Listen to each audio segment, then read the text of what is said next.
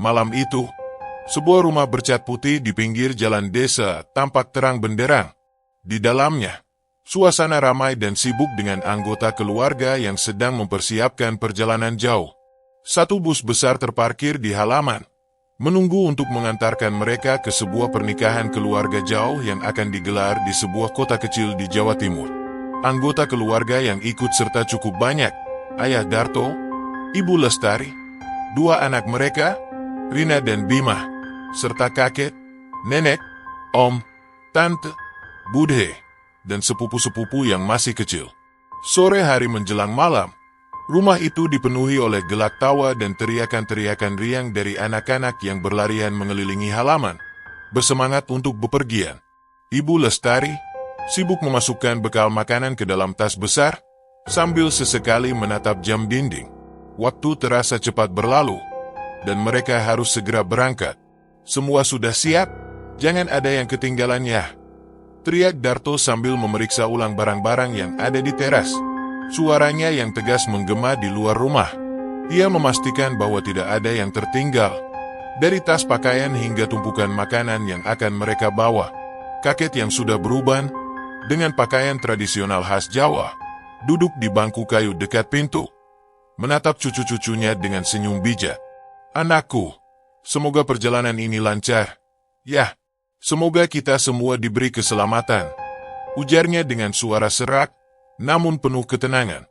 Nenek, yang duduk di sebelah kakek, mengangguk setuju sambil menyusun keranjang kecil berisi makanan ringan yang akan dimakan selama perjalanan. Meskipun usia mereka sudah tidak muda lagi, semangat untuk menghadiri acara keluarga itu tetap menggebu. Mereka berdua tampak senang bisa berkumpul dengan anak cucu, meskipun perasaan was-was mulai merayapi hati mereka. Pak Anton, kok lama banget? Kami sudah siap nih. Suara Om Dedi terdengar dari luar, memanggil Anton yang sedang berada di dekat bus. Om Dedi adalah saudara laki-laki Darto yang terkenal suka bercanda.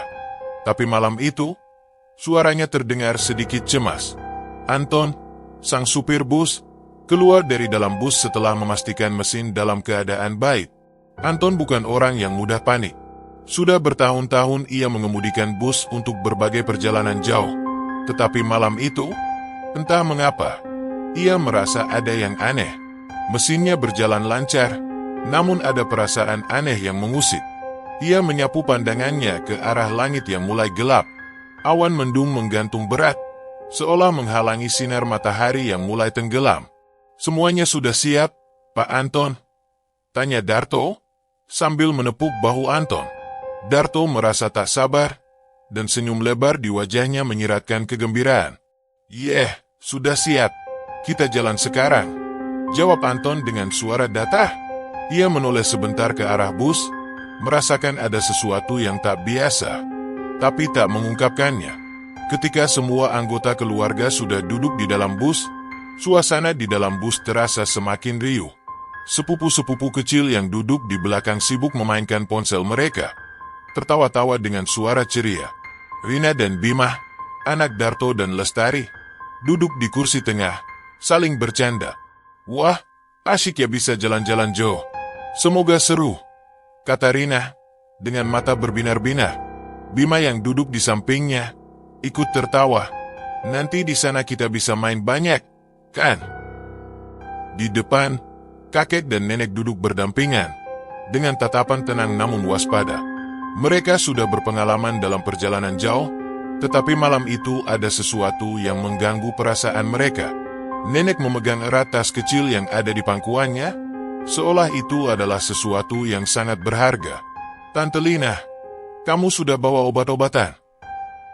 Tanya Bude, yang duduk di kursi depan bersama Tante Lina, melihat ke sekeliling untuk memastikan semua perlengkapan sudah dibawa.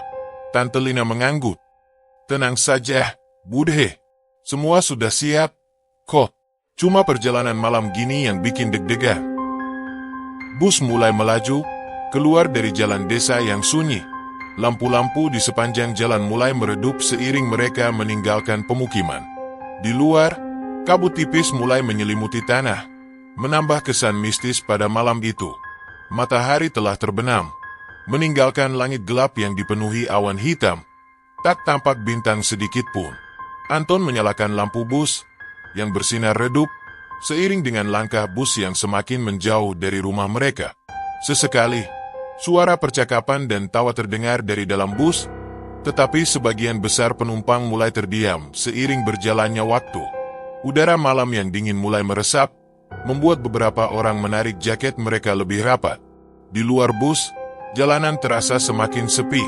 Tidak ada kendaraan lain yang terlihat. Hanya ada suara mesin bus yang terdengar gemuruh, menghantam kesunyian malam. Pohon-pohon besar di sepanjang jalan terlihat bergerak perlahan diterpa angin, seolah mereka mengawasi bus yang melaju. Pak Anton, kok jalanan ini sepi banget ya? Tanya Rina, yang duduk di samping ayahnya. Anton mengerutkan kening, memperhatikan jalanan yang benar-benar kosong. Biasanya, jalan raya ini cukup ramai dengan kendaraan, tapi malam ini, mereka tampak sendirian. Mungkin karena sudah malam. Biasanya juga jarang ada kendaraan di jalan sepi seperti ini. Namun, Rina tak merasa tenang. Ia melirik keluar jendela, merasakan ketegangan yang perlahan menyelusup. Tapi kok, kayaknya ada yang aneh gitu. Lihat, Pak, jalanannya kosong banget. Darto menepuk pundaknya, mencoba menenangkan. Tenang saja, Nak. Ini cuma perasaan aja. Mungkin kita sudah agak jauh dari kota besar. Di belakang, Nita dan Dito, sepupu mereka yang masih kecil, terlihat mulai gelisah. Dito yang biasanya ceria, kini tampak bingung. Kok nggak ada orang ya, Kak? Nita, yang duduk di sebelahnya, menggenggam tangan Dito erat-erat. Aku juga nggak tahu. Dit, rasanya kok beda. Yah, aku takut. Anton mencoba mencairkan suasana dengan bercanda. Kalian ini, jalan aja masih jauh. Pasti nanti ada yang lewat. Kok, kalau cuma lewat jalan kosong gini, cuma itu deh yang sering terjadi. Namun, suasana yang semula ceria mulai berubah tegang. Bus terus melaju melewati jalan-jalan yang semakin gelap.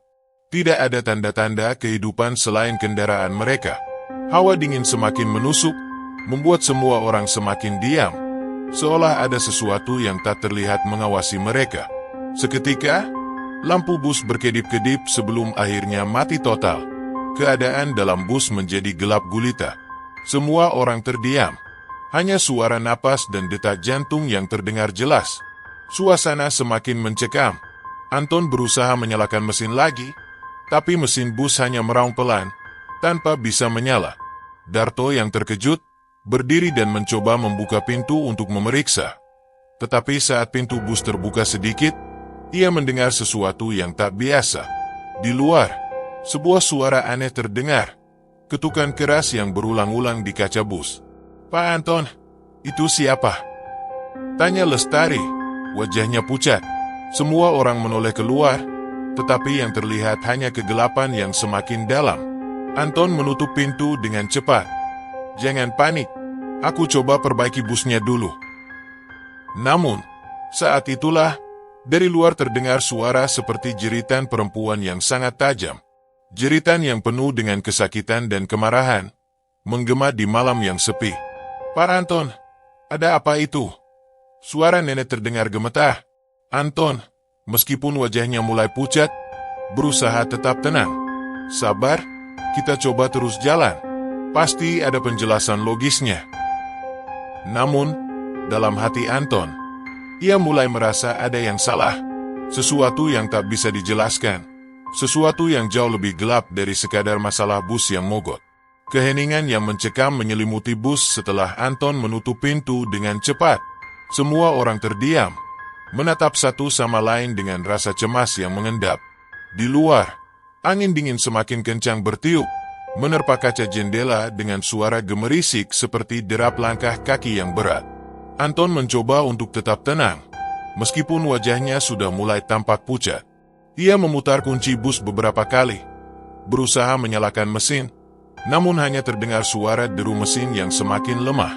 Lampu bus tetap mati, dan suasana di dalam bus semakin gelap. Hanya ada cahaya temaram dari layar ponsel yang digunakan oleh beberapa orang untuk mencoba menerangi ruangan. Tolonglah, Pak Anton, kenapa bisa begini? Suara Tante Lina terdengar cemas. Suaranya terputus-putus. Ada apa dengan bus ini? Anton mengangguk, mencoba untuk menenangkan mereka. Coba sabar sebentar, saya periksa dulu. Jangan panik, ya. Namun, perasaan takut yang melanda membuat semuanya menjadi tegang. Anggota keluarga yang semula ceria, kini diam seribu bahasa, saling berpandangan dengan wajah ketakutan. Suara ketukan dari luar bus itu semakin keras, seolah ada seseorang yang sengaja mengetuk-ngetuk kaca bus dengan keras, berulang kali. Suara itu tidak pernah berhenti, menggema dalam keheningan malam. Rina, yang duduk di samping ayahnya, merasakan tubuhnya mulai gemetar. "Ayah, aku takut," bisiknya. Suara cemasnya jelas terdengar. "Apa itu?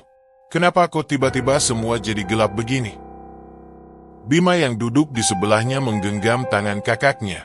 "Aku juga takut, Kak." Kakek yang sebelumnya tenang, kini terlihat gelisah. Rasanya aneh, ini bukan perjalanan biasa, gumamnya, sambil memegang erat tas yang ada di pangkuannya. "Kita harus hati-hati, mungkin ada sesuatu yang tak terlihat di luar sana." Tiba-tiba, tanpa ada peringatan, bus berhenti dengan sendirinya. Kejutan itu membuat semuanya terlonjak. Bus itu tidak berjalan lagi. Hanya ada bunyi desis mesin yang terus mengerang pelan. Anton memutar kunci sekali lagi, tapi hasilnya nihil. "Apa yang terjadi, Pak Anton? Kenapa busnya berhenti?" Suara Darto terdengar keras, mencerminkan kebingungannya. Anton memandang jalan yang kini semakin gelap. Di depan bus, sepertinya tidak ada apa-apa. Hanya kegelapan yang menyelimuti jalanan yang kosong. Namun, ada sesuatu yang aneh. Di kejauhan, di antara pepohonan yang gelap, tampak bayangan bergerak cepat. Seolah ada sesuatu yang melintas di balik kegelapan itu. "Pak Anton, ada yang salah?" bisik nenek. Suaranya serak. "Aku merasa ada sesuatu yang mengawasi kita." Anton, meskipun mencoba untuk tetap tenang, merasakan tubuhnya mulai keringat dingin. "Jangan panik. Ya, kita coba cari jalan keluar," katanya, berusaha tetap rasional. Namun hatinya tidak bisa menutupi kegelisahannya. Ia menoleh sekali lagi keluar, dan apa yang ia lihat membuat jantungnya berdegup kencang. Di antara kegelapan itu, ada sosok bayangan yang bergerak cepat, melintas dengan gerakan yang tak wajar, terlalu cepat untuk bisa dijelaskan oleh logika. Anton hanya bisa terdiam menatapnya, merasa ada sesuatu yang tidak beres, tapi ia tidak bisa mengungkapkannya. Suasana semakin tegang. Semua penumpang mulai merasa ada yang sangat tidak beres. Ketegangan yang semula hanya dirasakan oleh beberapa orang kini mulai menyebar ke seluruh bus. Dito, sepupu yang duduk di belakang, mulai menangis. "Aku takut, Tante," bisiknya. "Ada yang gak beres." Tante Lina, yang duduk di sebelah nenek, menggenggam tangan Dito dengan erat. "Tenang, Nak, jangan takut, kita pasti aman." Namun, ketenangan yang coba diberikan oleh Tante Lina tidak cukup menenangkan. Beberapa anggota keluarga mulai saling berbisik, berusaha mencari penjelasan logis untuk apa yang terjadi. Tetapi semakin mereka berbicara, semakin jelas bahwa tidak ada penjelasan yang masuk akal. Wajah-wajah yang tadinya ceria kini berganti menjadi pucat, penuh ketakutan. Semua orang merasa terperangkap dalam sesuatu yang tak mereka pahami. Tiba-tiba, suara ketukan keras kembali terdengar. Kali ini bukan hanya di jendela bus, tetapi juga di atap, di dinding samping, dan di seluruh bagian bus. Suara itu berulang-ulang, makin lama makin keras, seolah ada sesuatu yang berusaha masuk ke dalam. Masing-masing penumpang mulai menatap satu sama lain, seakan bertanya, apakah mereka benar-benar sendirian di jalan ini? "Pak Anton, itu apa itu?" Suara Darto bergetar. "Ada yang di luar, kan? Tolong, Pak, jalanin busnya sekarang juga." Anton, yang tak tahu harus berkata apa, hanya menatap jalanan yang tak terlihat lagi. Bayangan-bayangan yang melintas cepat di luar bus semakin intens, dan suara jeritan perempuan itu mulai terdengar lagi. Suara itu datang dari arah yang tak jelas, seperti dari kedalaman hutan, atau dari dalam kegelapan yang merayap mendekat. "Jangan buka pintu!" teriak kakek. Suaranya lebih keras dari sebelumnya. "Jangan buka pintu, Bus, apapun yang terjadi." Namun, meskipun kakek berusaha memberikan peringatan, sepertinya ada sesuatu yang tidak bisa mereka hindari. Suara jeritan perempuan itu semakin jelas dan semakin dekat. Wajah-wajah di dalam bus mulai panik. Beberapa orang berdoa dalam hati, sementara yang lain hanya bisa menunggu ketidakpastian. Di luar, suara jeritan itu semakin nyaring, memenuhi seluruh ruang dalam bus. Seakan-akan, suara itu menembus dinding bus, masuk ke dalam pikiran mereka, membuat mereka hampir tak mampu berpikir jernih. Seluruh tubuh mereka merasa kaku, tak bisa bergerak. Keringat dingin mengalir di punggung masing-masing. Dito, yang duduk di belakang, menangis histeris. "Tante, aku nggak mau di sini. Tolong!" teriaknya. Suaranya penuh ketakutan. Tante Lina memeluknya erat, berusaha menenangkan. "Sabar, sayang. Kita pasti aman." Di luar, bayangan itu semakin mendekat. Anton menatap ketakutan keluar kaca jendela. Sosok itu, yang semula hanya tampak samar di antara pepohonan, kini semakin jelas terlihat. Sebuah siluet besar dengan bentuk tubuh yang aneh dan tidak wajar, bergerak melintas dengan sangat cepat. Anton merasa jantungnya hampir berhenti berdetak. "Apa itu?" bisiknya, hampir tidak percaya. Beberapa detik kemudian, bayangan itu berhenti tepat di depan bus, berdiri diam di tengah jalan. Sosok itu tidak bergerak, hanya berdiri di sana, seolah menunggu sesuatu. Semua orang di dalam bus menahan napas, tak berani bergerak atau membuat suara. Waktu terasa berhenti sejenak. Tiba-tiba, sosok itu bergerak lagi, melintas dengan cepat di samping bus. Anton yang hampir gila ketakutan segera mencoba menyalakan mesin bus. Ia menekan pedal gas dengan sekuat tenaga, berharap bisa membuat bus bergerak. Namun, mesin tetap tidak mau menyala. Tapi anehnya, saat itulah suara jeritan itu berhenti. Dan tiba-tiba, mesin bus hidup. Lampu-lampu yang semula mati, menyala kembali, meskipun dengan cahaya yang redup. Bus mulai bergerak perlahan, meninggalkan jalanan sepi yang penuh ketegangan. "Pak Anton, ayo, cepat!" teriak Darto, sambil memegang erat istrinya. Anton menginjak gas, dan bus mulai melaju dengan kecepatan lebih tinggi. Di luar, bayangan itu semakin jauh, tetapi rasa takut masih tetap menghantui mereka semua. Anggota keluarga saling menatap, tak tahu apakah mereka baru saja berhasil lolos dari sesuatu yang tak bisa dijelaskan. Perjalanan mereka berlanjut, namun ketegangan di dalam bus tidak bisa hilang begitu saja. Meskipun mereka berhasil melanjutkan perjalanan, perasaan takut dan misteri yang mereka alami akan terus membayangi hingga mereka sampai ke tujuan. Malam itu, bus melaju dengan kecepatan yang lebih cepat dari sebelumnya. Anton, meskipun terengah-engah dan masih merasa tercekik oleh ketegangan, terus menginjak pedal gas dengan hati-hati.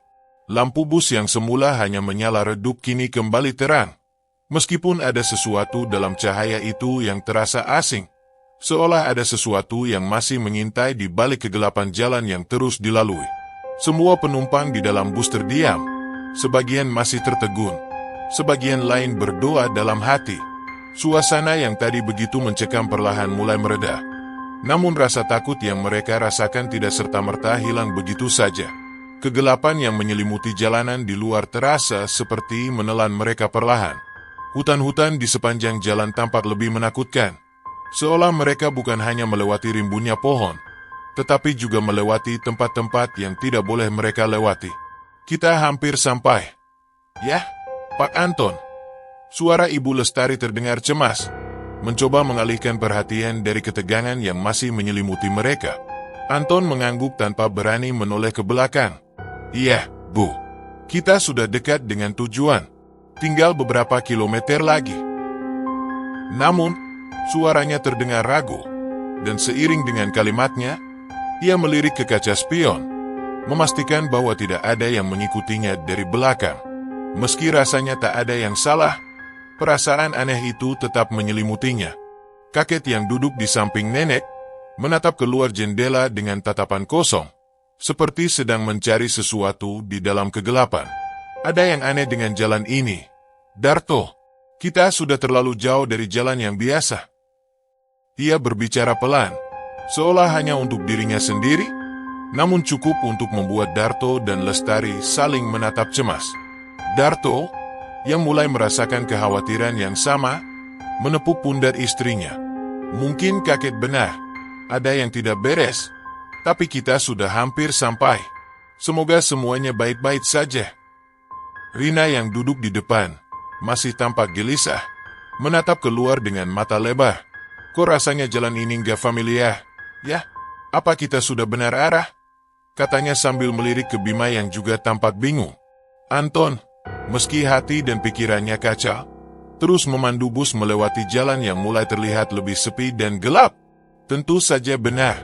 Tenang saja. Kita pasti sampai dengan selamat. Ucapannya terdengar yakin, meskipun matanya berkedip beberapa kali, seolah mencoba menghilangkan bayangan-bayangan yang masih membayangi pikirannya. Namun, rasa cemas itu kembali muncul, kali ini lebih tajam. Tak lama setelah ucapan Anton, bus kembali melambat, meskipun mesin tetap berfungsi dengan baik. Lampu-lampu bus tiba-tiba berkedip, dan untuk beberapa detik, semua orang merasakan ketegangan yang memuncak. Ada sesuatu yang mengganggu di udara. Sebuah kekosongan yang mempengaruhi rasa damai yang seharusnya mereka rasakan saat hampir sampai. Di luar, suara angin yang mengerang dan pepohonan yang bergoyang keras semakin terdengar, menambah kesan suram dan penuh misteri. Tiba-tiba, Anton mengerem bus secara mendadak. Semua orang terkejut, dan tubuh mereka terdorong ke depan. Pak Anton, kenapa berhenti? Teriak Darto yang langsung beranjak dari tempat duduknya.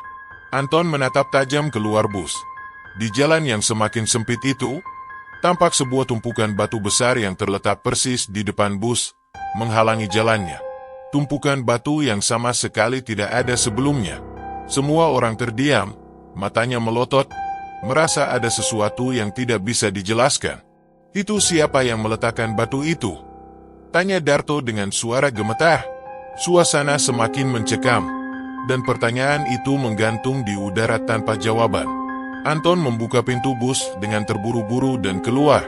Beberapa penumpang mencoba ikut turun, tetapi Anton melarang mereka. Jangan keluar, ada yang aneh di sini. Teriak Anton, suaranya penuh ketegangan. Anton berdiri dengan hati-hati di dekat batu besar itu. Di sekelilingnya, udara terasa berat dan aneh. Tidak ada suara apapun. Bahkan, suara angin yang sebelumnya menggema kini terhenti. Seperti dunia sedang menunggu sesuatu yang besar terjadi. Anton melangkah lebih dekat, matanya mencari jejak siapapun yang mungkin meletakkan batu tersebut. Ketika Anton membungkuk untuk memeriksa batu itu lebih dekat, tiba-tiba sebuah suara wanita yang tajam dan melengking terdengar di telinganya. Jangan coba-coba melangkah lebih jauh. Anton terlonjak mundur, dan darahnya terasa membeku. Suara itu datang begitu mendalam, seolah berasal dari kedalaman bumi itu sendiri. Dalam sekejap, bayangan yang sama yang mereka lihat sebelumnya muncul kembali. Namun kali ini sosok itu berdiri jauh lebih dekat. Dengan wajah pucat dan tubuh yang tampaknya terbuat dari bayangan gelap, sosok itu bergerak perlahan mendekat. Siapa kamu? Tanya Anton dengan suara gemetar. Sosok itu tersenyum lebar, mulutnya terbuka, memperlihatkan taring-taring tajam yang tidak wajar. Aku adalah penjaga jalan ini, dan kalian telah melanggar batas. Suaranya terdengar mengerikan, seperti datang dari dalam bumi, menggetarkan hati siapa saja yang mendengarnya. Anton, meskipun ketakutan, melangkah mundur ke bus dan segera menutup pintu. Kita harus pergi. Cepat! Teriaknya dengan suara hampir tak terdengar. Dengan langkah terburu-buru, ia kembali ke dalam bus dan menyalakan mesin. Semua penumpang hanya bisa terdiam, menyaksikan momen itu dengan rasa takut yang semakin menyelimuti mereka. Bus mulai melaju lagi, tetapi kali ini dengan kecepatan yang sangat tinggi. meninggalkan sosok yang berdiri di tengah jalan dengan senyumannya yang lebar, seolah tidak terpengaruh oleh kepergian mereka. Tak lama kemudian, bus memasuki kota kecil yang menjadi tujuan mereka. Meskipun bus akhirnya sampai di tempat tujuan, suasana hati semua penumpang tetap tegang. Mereka turun dari bus satu persatu dengan langkah gonta, seakan masih terjebak dalam bayang-bayang pengalaman menyeramkan yang baru saja mereka alami. Saat mereka berjalan menuju rumah pengantin, kakek berhenti sejenak, menoleh ke belakang, seolah merasakan sesuatu yang berat. "Aneh kita sampai di sini begitu cepat," gumamnya pelan. Nenek yang berada di samping kakek hanya mengangguk pelan. "Entahlah, aku merasa seperti kita sudah pernah ada di sini sebelumnya." Rina dan Bima, yang masih tampak ketakutan, saling berpegangan tangan. "Aku nggak mau naik bus itu lagi," kata Rina dengan suara bergetar. "Aku takut, Kak." Namun, ketika mereka berbalik untuk melangkah masuk ke dalam rumah, mereka melihat sesuatu yang sangat aneh. Sebuah bayangan gelap melintas di jendela, yang seharusnya tidak ada di sana. Apa yang mereka alami selama perjalanan itu? Apakah itu hanya mimpi buruk? Atau apakah mereka benar-benar telah melewati sebuah batasan yang tak bisa dijelaskan? Bahkan ketika mereka berusaha melupakan kejadian itu, ketakutan itu tetap menghantui mereka, berbekas di setiap langkah mereka. Dan dalam kegelapan yang semakin dalam, hanya satu hal yang pasti, mereka tidak akan pernah melupakan perjalanan malam itu. Jejak langkah setan yang mereka tinggalkan di jalan itu akan terus mengingatkan mereka akan malam yang tidak akan pernah mereka bisa jelaskan.